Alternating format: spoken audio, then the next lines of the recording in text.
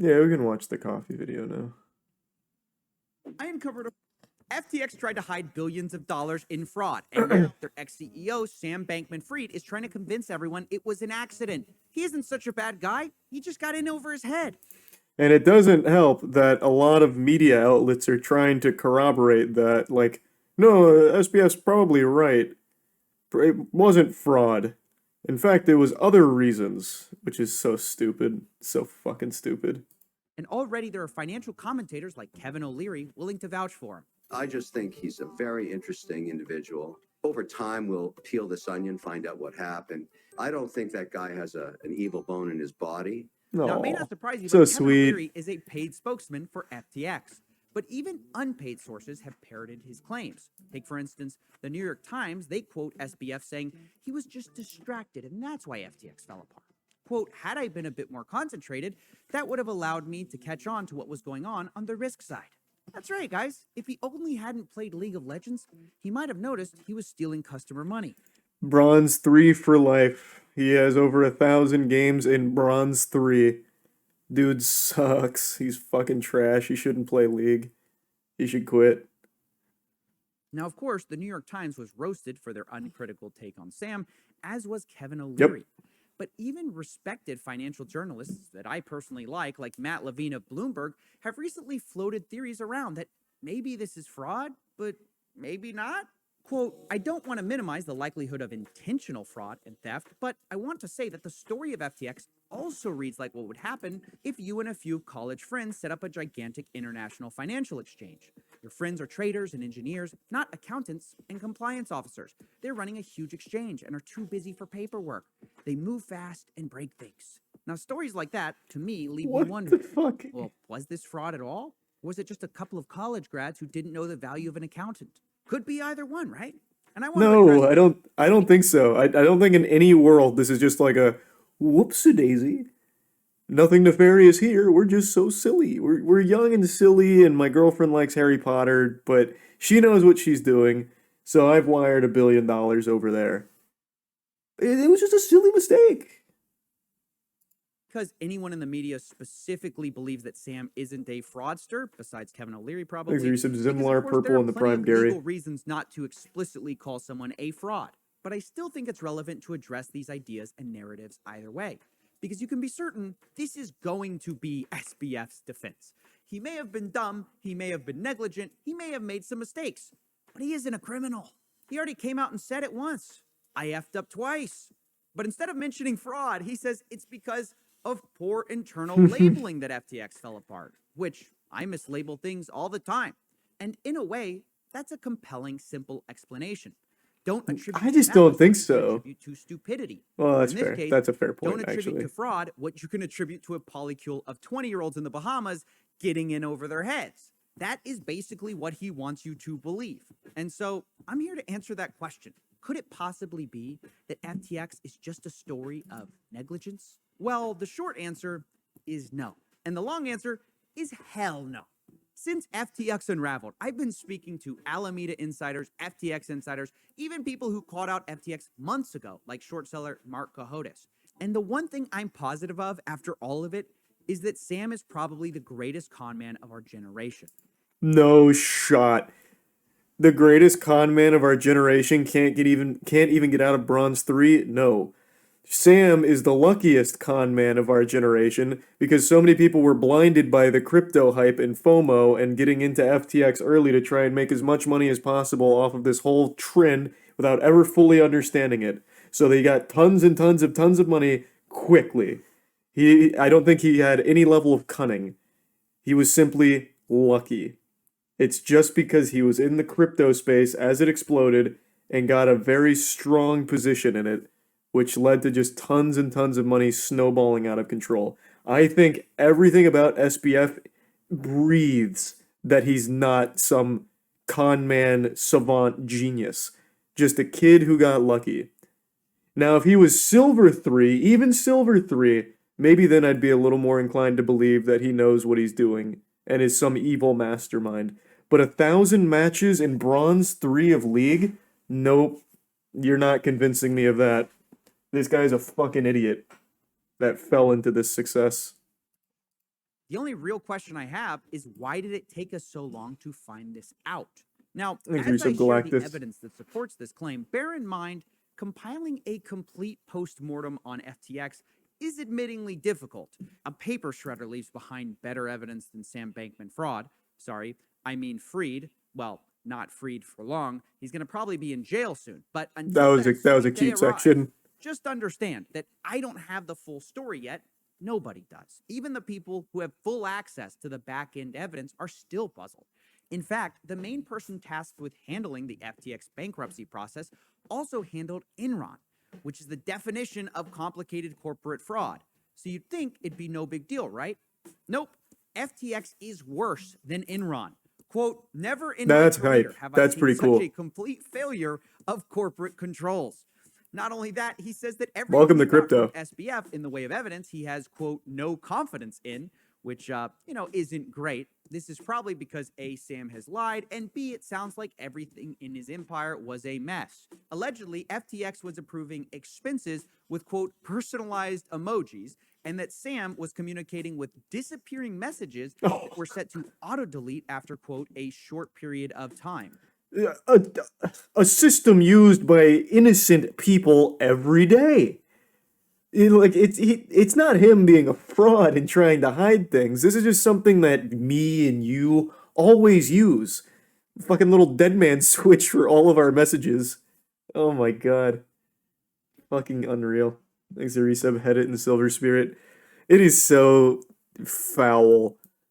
Things like Wall Street Journal and shit saying like, well, it probably wasn't fraud. I think he's just a misunderstood kid who wasn't getting enough sleep, or, people just lost confidence in him for some reason. I don't know why. That's why FTX failed. Nothing else.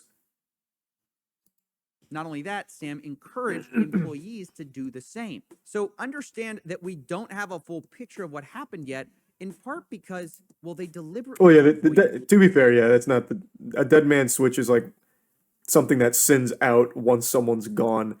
It's like insurance. Like, I have all of these blackmail documents, and if my heart rate isn't what it normally is, it'll send it out. Leaving one. And I would actually point to this as the first piece of evidence of fraud.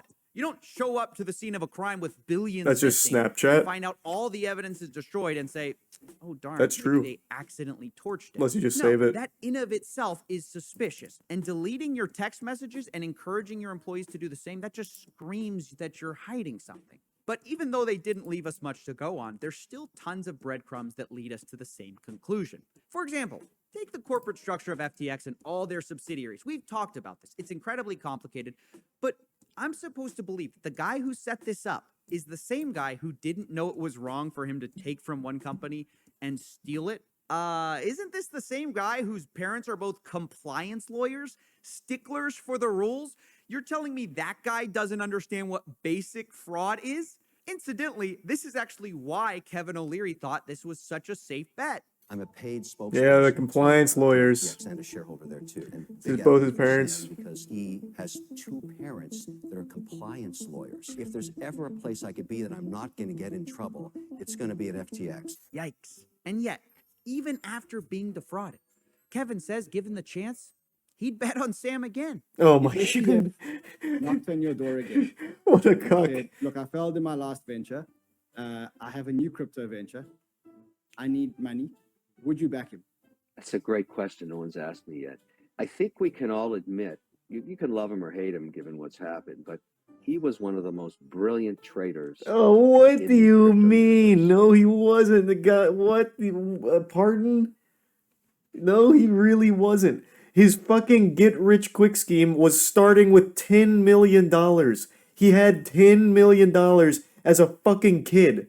So he took $10 million and put it into Bitcoin and immediately swapped it on a different exchange for higher. So he used to take $10 million, put it in Bitcoin when it was 10K at a US exchange, and then take that and trade it on a Japanese exchange where it was a higher rate. So he made a lot of money doing that, but he had $10 million to fucking play with. He started rich. He had step one, good spawn. That's it. Kevin is delusional. Like, actually fucking delusional.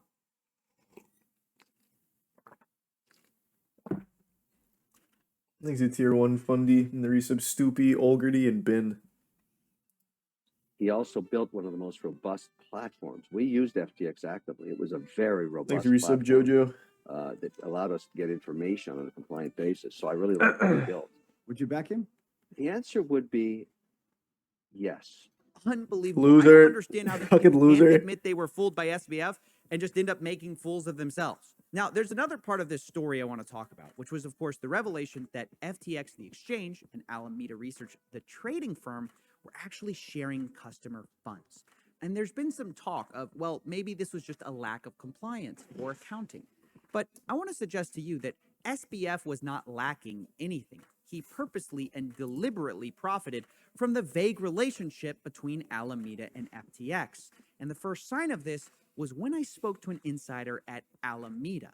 He told me that they would often use insider knowledge of the coins that were going to be listed on FTX, and then they would go buy those coins up, knowing that it would pump in price when it was finally listed. In other words, an easy profit could be made. This, by the way, is similar to what happened on Coinbase, and 3 people were arrested for insider I actually trading in remember that. case. But unlike Coinbase, this wasn't rogue employees. This was Alameda itself doing this. So let me get this straight. If it was criminal when 3 individuals did it, what does it mean when an entire organization does it? Good I even business. asked the Alameda insider if they thought that it was criminal behavior, and they told me, quote, it was probably criminal in hindsight. Yeah, you know about the 2020 of hindsight. Sometimes you realize, wow, that was probably illegal. Now, this insider evidence is actually It's just so validated by quirky. public reports that Yeah, Alameda was the one run by the Harry Potter fan. The one that for some reason keeps getting tossed around as like a misunderstood. She was the 28-year-old Harry Potter fan who clearly had no fucking idea what she was doing at all in that industry. Thanks, resub Quinn. Alameda Research amassed swaths of tokens ahead of FTX saying it would list them, according to an analysis of public blockchain data. This is from the Wall Street Journal, and it just corroborates this insider testimony. There's insider trading going on at Alameda. So do you think someone, Sam, who is doing criminal activity is going to want a bunch of accountants and Yes. compliance people sniffing around? No, they're going to want criminals hanging around them. So with that said, and completely unrelated, guess who FTX chose as their chief regulatory officer? This guy. Dan! Friedberg. Now, Dan's past... He looks so wholesome, what the fuck? But those are the ones that get you. We just recently lost this co-creator of Sonic, Yuji, for insider trading. They could look as innocent as, Santa Claus here, but behind the scenes, they're insider trading. They're foul. Dan Friedberg. Now, Dan's past is very important because he used to work for UltimateBet, a poker site which got in a lot of trouble and has a very shady past for reasons we've explained before. UltimateBet got in trouble because they were Thanks, Resub giving Quinn. some of their players a god mode that allowed them to see the other players' cards, which would obviously That's be so- an advantage. that's so if you were big. Trying to play poker. Wow. So Friedberg was working for UltimateBet during these God mode days. And Sounds like one of those although old he was CS:GO never lotto charged with scams. anything, there is leaked audio coming out from him conspiring to hide the owner of UltimateBet from facing any consequences from using it. Here's Russ Hamilton, the former owner of UltimateBet, who used God mode and admits to making money with it, telling Friedberg that he wants to get out of this cheating scandal. I feel, and I did take this money, and I'm not trying to make it right, Dan. So we got to get that out of the way, right, real quick, okay? So then Dan Friedberg replies to Russ that maybe they should just blame it all on a third-party consultant and say that was who used the God mode on their website instead of Russ himself. I think for the public, it just has to be former consultant took advantage of a server flaw by hacking into the client, and able to identify exactly when. Sometimes he played with it, sometimes he played without it. Sometimes he intentionally won, and sometimes he intentionally lost. Very erratic play. But we've been able to identify A super genius. when the tool was up and their net wins. And that's what And what you could also say is that the tool was originally set for a 15-minute delay. and he but hacked he it hacked it to a real time. real time. You can't. God, he can hack anything. Holy So fuck. this is the guy they hired at FTX as their chief regulatory officer, a guy who once conspired to hide his cheating boss. And of course, there are more red flags about the relationship between FTX and Alameda. You might assume that, like, okay, if it was negligence, maybe everyone inside the organization was just sharing information with everyone. There was no walls in place, right? And that's what created the conflicts of interest. But that doesn't match with what we've heard. I personally have spoken to FTX insiders who said they were blindsided by the collapse. They didn't know anything. The Wall Street Journal also... Well, yeah, there's no shot that normal people at FTX had any idea what was actually going on with all this shady shit. There's 0% chance like everyone at FTX is guilty or everyone was insider trading or anything like that. That's not surprising at all. It's just the people at the very top. I'm also really curious how they have this audio with Dan Friedman here, because that seems like a conversation that was had just between whoever this... I already forgot this guy's name. Russ? I don't know. The old guy here and Dan. I don't know how that would even leak. That was just like a single phone call between the two of them. I feel like that's like the easiest thing to not release to the public somehow. Dan must have released it himself. There's the Prime Maya Galamidis and the resub Mahali.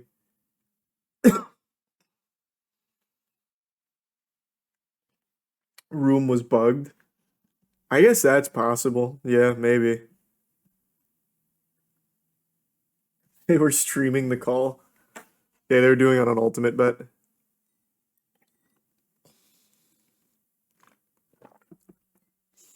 The morons did a lot of comms on Discord. You talking about FTX? Because this guy's way too old for Discord. No shot he was on Discord. I think it's a prime cold steal.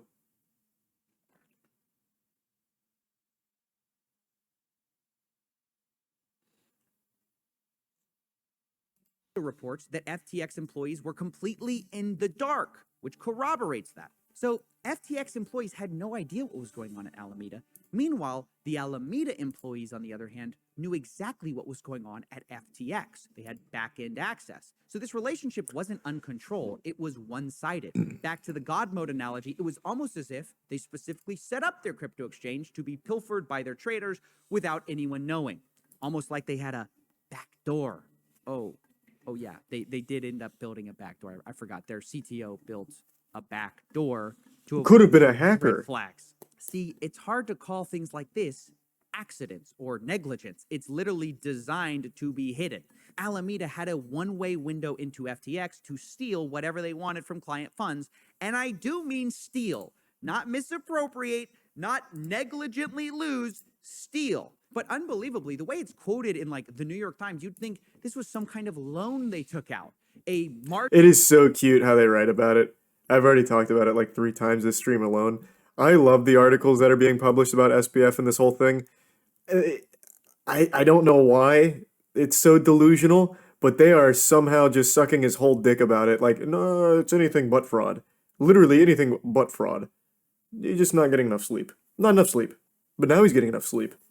If only he paid a little more attention. He was just too young, wasn't paying enough attention. They just died from out and underneath him. People lost confidence. Margin position, it's called. But we know now it wasn't a margin position. Alameda apparently had a secret exemption from certain aspects of FTX.com's auto liquidation protocol, according to their new CEO. So this large margin position isn't a margin position at all, because they could never be liquidated. And I'm sure Dan Friedberg might be somewhere on a call trying to figure out how to blame a rogue employee on this secret exemption. But let's be honest with ourselves. Alameda Dan would knew never. what they were doing was criminal. That's why they call it a secret exemption. And they were even willing to lie about it to keep it a secret. Alameda CEO, Caroline Ellison, denied special access to Bloomberg News, saying, "We definitely have a Chinese wall in terms of information sharing to ensure that no one at Alameda would get customer information from FTX or any sort of special treatment from FTX." But obviously, this was a lie. Here's Sam Bankman-Fried lying too. Quote, Alameda is a wholly separate entity. Well, we know that isn't true either. Looking back, it was obvious because even when you'd wire them money to FTX, the international wiring instructions were to Alameda Research. not exactly a so. coincidence. And so after finding all of this out, I spoke to Mark Cohodes, who called out SBF as a fraud much earlier than almost anyone else. And I asked him his thoughts, and he said this was all obvious a mile away. I knew something was wrong a year ago because everything this guy This kind of shit has to feel so good. To be that person that called it out and then later are vindicated, that has to be such an amazing feeling. Like, that's that shit people live for with goofy conspiracies.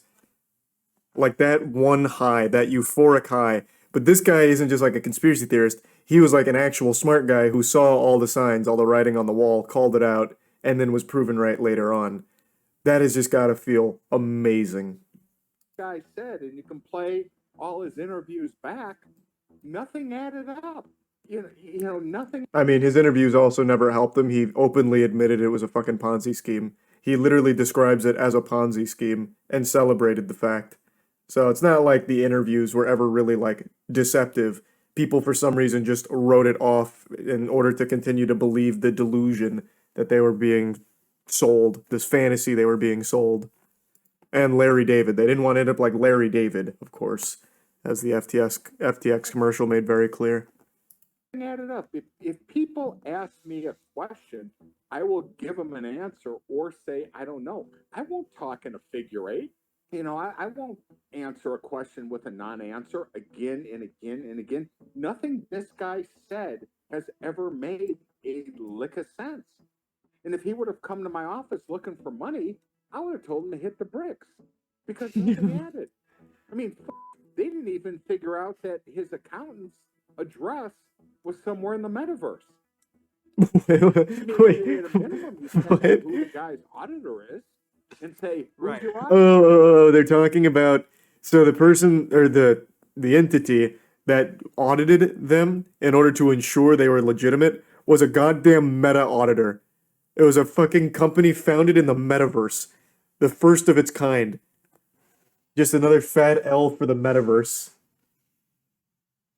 It's so good. I love that the metaverse gets roped into everything because it's such a shit show.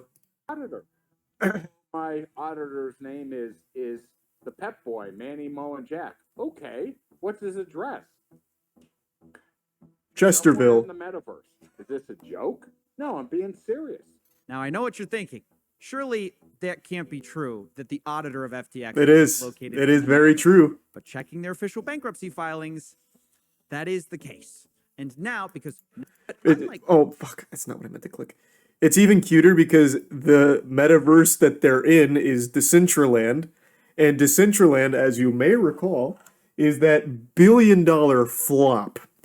It's the Decentraland, the one that recently came out in the report. They have 38 active players, I think it was. 38 active players in their fucking shithole. And one of them was an entire auditor. So beautiful. Just like an amazing train wreck of everything wrong with like the Web3 space, all wrapped into one explosion of dog shit. their official bankruptcy filings, that is the case. And now, because no one looked into it, FTX owes $3.1 billion to its top 50 creditors alone. And I guess if they have complaints, they can go to the metaverse and ask about it.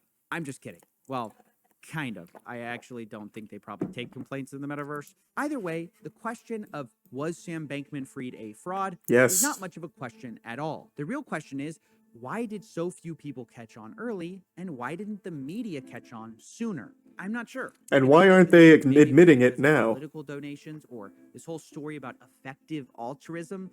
But ultimately, what I know for sure is that people like Mark Cohodes, they weren't silent. He says he took it to journalists before the crash to see if they'd do anything, and they said no. I went to Bloomberg with my pal who I was working on this thing with, and we laid it out to five ladies on the crypto team, and they passed, and they said it would be too much work. We'd lose access. It's bad for business, right? They'd hang up on us if we asked these questions. Well, at least I had the questions. Wait, Bloomberg denied a story with you because they thought it would lose them access and it was too much work? Yes. Bloomberg L. When? Unlucky. When did this happen? This happened in July. This happened in early July. They had everything. They had everything. Wow. They also said, but I didn't want anyone fired. I didn't want anyone fired, so I didn't give them this. They said it was bad for business, i.e. advertising. You're kidding. So they admit their conflict of interest with advertisers in the crypto space. Yes. Now, this is pretty shocking allegations, so I did want to reach out to Bloomberg for comment to see if they wanted to respond to this, and here's what they said. Yeah, it sounds about right. That's a shame. Bloomberg has done some really great work. That is actually kind of surprising. I would have expected that from anything else like Wall Street Journal, Washington Post. Like, I wouldn't have expected that from Bloomberg. I'm pretty surprised about that. Should that claim be proven true, that is actually kind of upsetting. What a shame.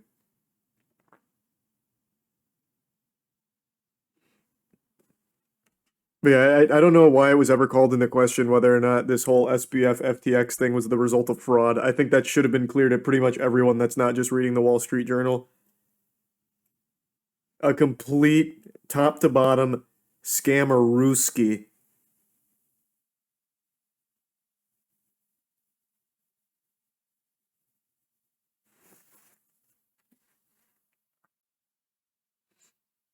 Thanks to resub formula.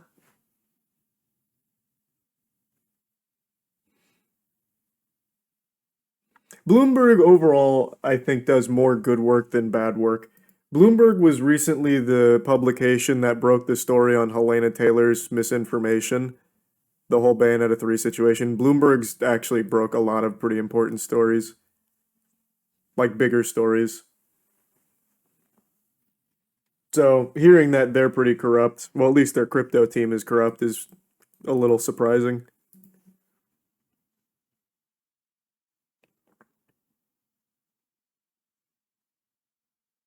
Is the resub joking?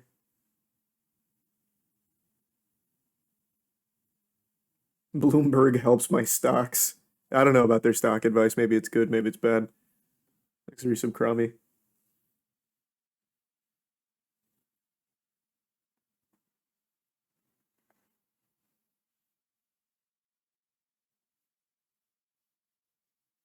Is there any crypto that's not a scam? I don't know, man. I feel like it's just a matter of time. Like every crypto is a scam. Eventually, it's revealed. Like I don't even think Bitcoin's safe.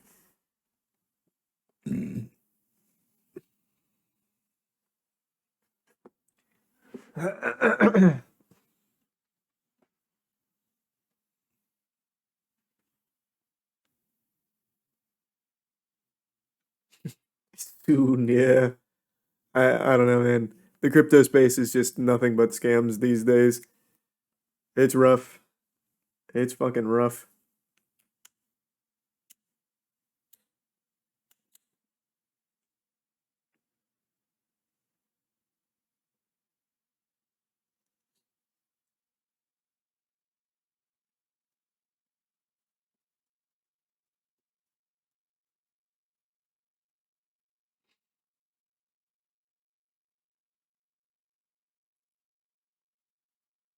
Name a trustworthy crypto. Why are you asking me?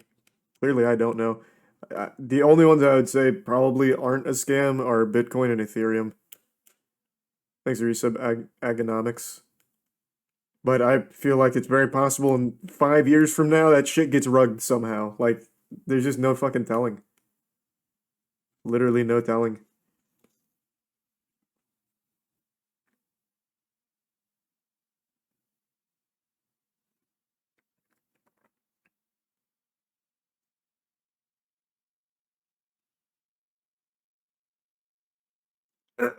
Doge used to be pretty legit. What the fuck?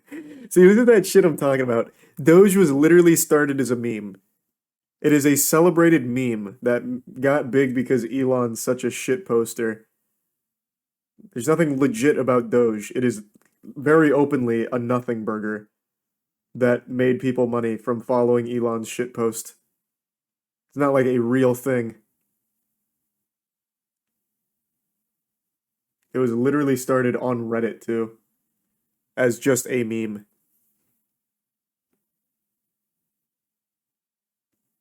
Thanks to Prime Ragnarok and the resub Brev and Mouse.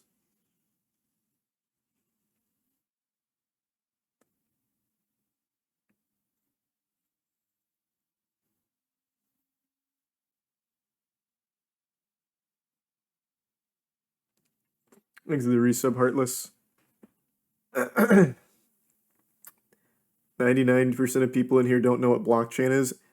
99% of the crypto space doesn't know what the blockchain is.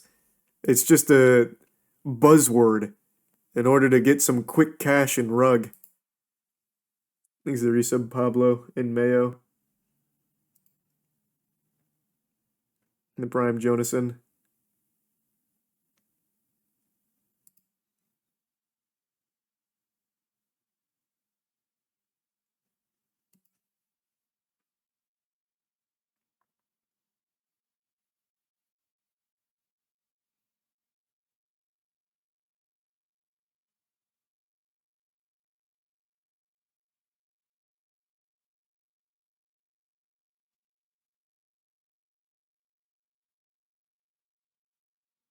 These people have mostly stopped talking about NFTs. Yeah, NFTs seem super dead. Justin Bieber's $1.3 million Bored Ape that he bought last year, or I don't even think it was a full year ago, is now worth like $70K and dropping. All of them are just hitting the shitter. It's about fucking time. That is so great to see.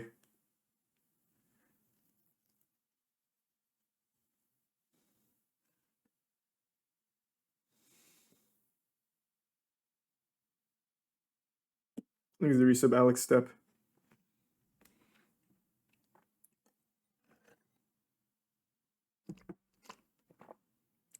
And the resub Mike. Do you own an NFT? Nope, I never had a single one. Thanks to Prime Arden.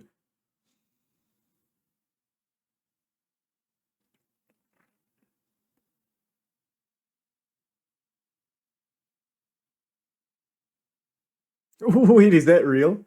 When Qatar outlawed the selling and consumption of alcohol for the World Cup, $75 million worth of Bud Light was left sitting in a warehouse and will now be rewarded to the winning nation. Is that true? That's like actually pretty hype.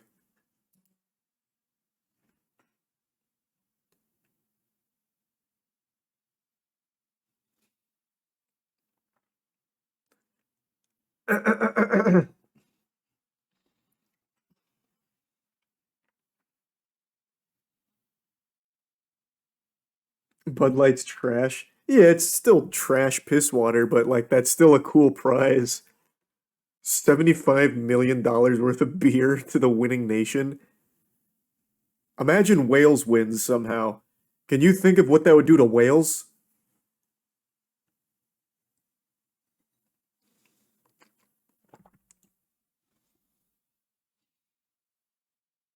Not Bud Light, it was Budweiser. Same thing, still garbage piss water. He's the Prime Wizard. Or Wiz.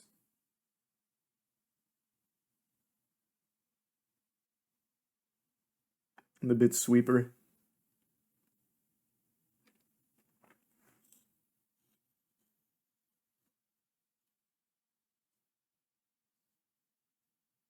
$75 million worth of stadium beer is like 10 cups.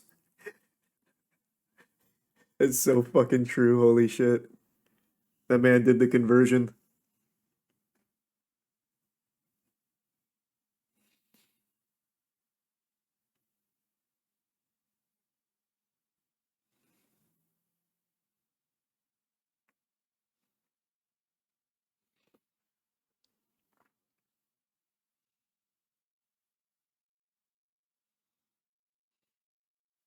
Guilty Gear Strive, new DLC. I heard. Thanks for resub, Letho. Let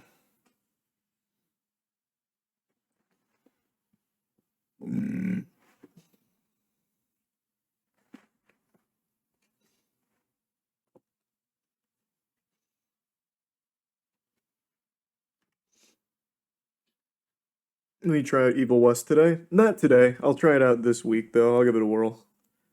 I'm not expecting it to be great or anything, but I will try it.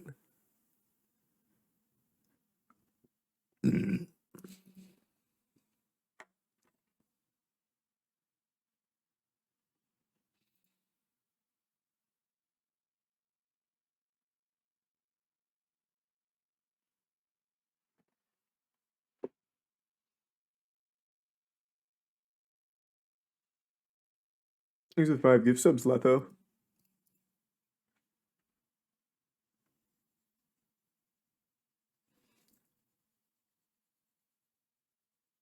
Thanks for the bits, Plutonian.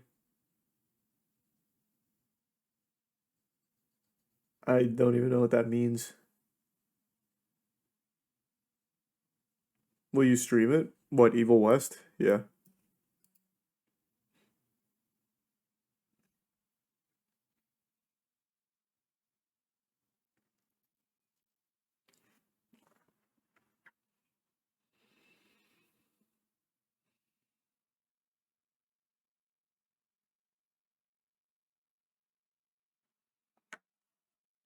No, I don't have any like big Thanksgiving plans.